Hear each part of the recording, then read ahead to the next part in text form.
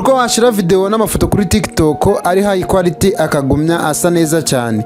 Hari ukuntu ufata video n'amafoto wareba muri telefone ukabona bisa neza cyane, ariko wamara kubya-uploadinga umaze kubishira kuri TikTok ukabona byagabanyije karite, byagiye hasi, ukabona bisa nabi cyane, ntabwo bisa nkuko byari bisa bikiri muri telefone umaze kubishutinga cyangwa se umaze kwifotoza bisanzwe. Iyi video rero ngiye kukwereka uburyo wakwa-uploadinga video n'amafoto kuri TikTok ariko bikagumya bifite karite iri hejuru nk'iyo byari bifite uri kubishutinga bikiri muri telefone yawe. Fata telefone yawe nkwereka uburyo bikorwa. Uraza kuri TikTok bisanzwe, murebe neza, dore ndi gukoresha TikTok OG, uyikandeho.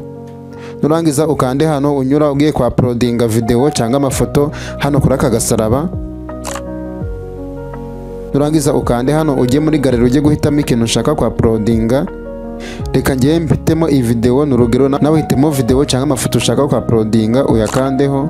Nurangiza ukande next. Ahangaha rero niho bibera, aha niho tugiye gufungura akantu karadufasha kugira ngo ikintu cyose twa-uploadinze kuri TikTok kijye kiguma gifite karite yaco, gifite high quality, ntikigabanye karite, kandi biba byatuvunye turi kugishakira high quality iri hejuru, ariko waca-uploadinga ukabona gise kigabanya karite. Ahangaha rero niho tugiye kubikorera. Nkurikira tujyane nkwereke. Ukande kuri aka kantu ka kabiri turutse hasi kanditseho more option, barahita bakuzanira izi setting. Nurangiza uscrolling gatoya uze hano hasi. Nugera hano urasanga aka kantu kanditseho allow high quality uploads gafunze uku nguku. Nurangiza ugafungure. Iyo ugafunguye uku nguku mu gihe cyose wa-uploadinze video cyangwa ifoto kuri TikTok yawe, nubundi iguma ifite karite nkuko washutinze imeze cyangwa se nkuko wayifotoje imeze.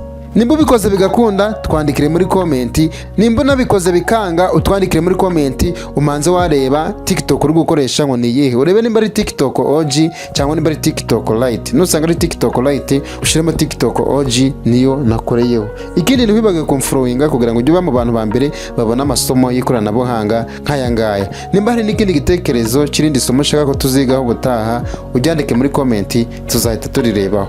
I'm here for you.